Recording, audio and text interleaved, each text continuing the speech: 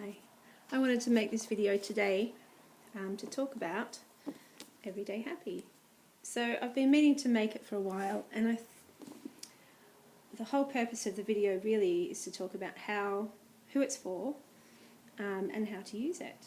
So a little bit of history though first. Everyday Happy was published in 2016 on the back of a personal experience we had in our family of our eldest son suffering from debilitating anxiety. So he was 9 at the time. So in terms of the question, who is the book for? It is for anyone from about the age 9. However, anyone can use it. So the first person to buy this book was Mummy Jojo. She's the first person who wasn't a direct member of my family to buy it. And we didn't know each other then. And she used it with her 4-year-old at the time. So it can be used by the very young and the very young at heart because it is just so simple. Anyway, but when I was writing it, I was actually having a conversation with my 9-year-old. I was also having a conversation with my friend's 13-year-old daughter. So, excuse me, I've got a catch in my throat today. So yeah, that is, but you know, my dad used it, and any age person can use it. I'm going to talk about the look of it too. So the reason why it is such a very neutral book is because I wanted it to have universal appeal. I didn't want it to be a little girl's book or a little boy's book. I wanted it to be, because anxiety is a really quiet thing, you know, except when you're having a full-on panic or anxiety attack. Generalised anxiety that you're sort of coping with every day is quiet. And the very nature of it means that you don't want to stick out.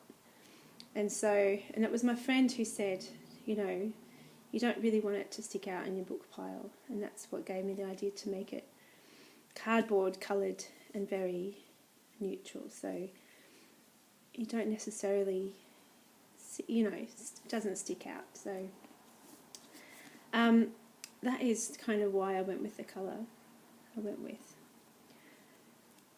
So how to use it? It's very simple. I know it looks very fat, but there's not that much work to do on a daily basis, really. So the basis of it is a journal. It's about doing the same things with repetition each day, and a set of basic things that have been proven to raise happiness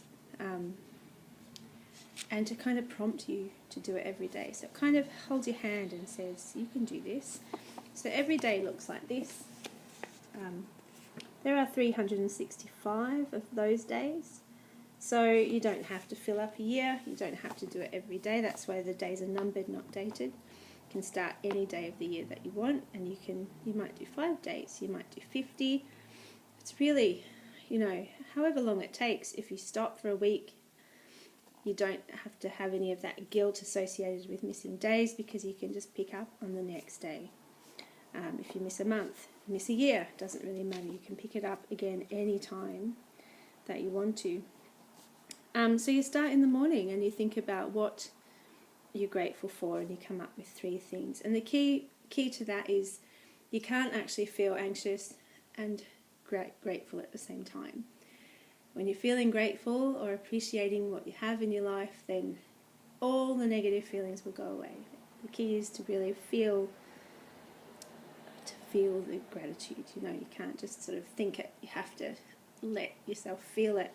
And then you come up with a few things. So there's a list here of prompts that you can tick and decide to carry out through your day. So that is all things that are really good and helpful for happiness. So like exercise, meditation, kindness, time in nature, music.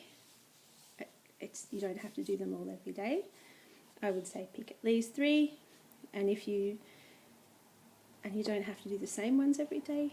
It's the thing. Someone described it as a pick and mix for happiness, and I would say that is the most kind of no, it's a really, really accurate description of what it is. It's not a system. It's simply a prompt to allow you to find your way towards your most happy time. And then at the end of the day, you just kind of debrief your day. Have a look back on the day and decide what the best bit was, why it was fun, and then rate your happiness. So it really kind of makes you think about how happy you are. Now every 7 days there is a quote. Here's one here. That's from the Lego Movie.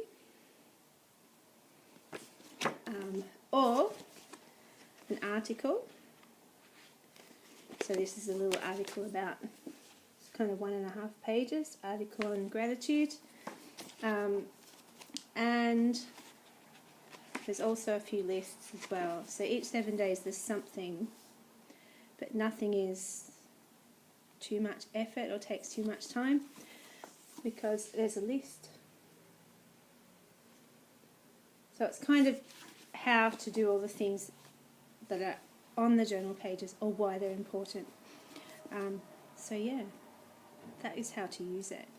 And like I said, each day or not, it's designed to not create any more pressure. I think that was the key, is that when you're anxious, you kind of pressure in the wrong place just makes anxiety worse. So this is like a quiet way to help yourself that doesn't cause more pressure and more anxiety. And that was my whole purpose behind writing it. We used these tools for my son, and from my point of view, he recovered from the suffering that he had from anxiety. You know, he still gets nervous sometimes, like we all do. However, the daily suffering, the daily effect of the debilitating anxiety had on his life and our family life is kind of ancient history now.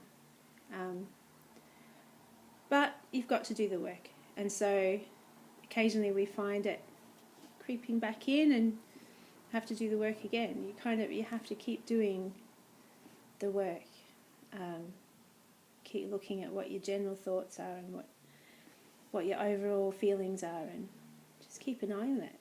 So anyway, that is Everyday Happy. And on the back I've written, happiness is a habit, a combination of all the things you do, think and say every day. This journal will help you create your everyday happy, giving you the confidence to be and do anything. So there you go, Everyday Happy and how to use it.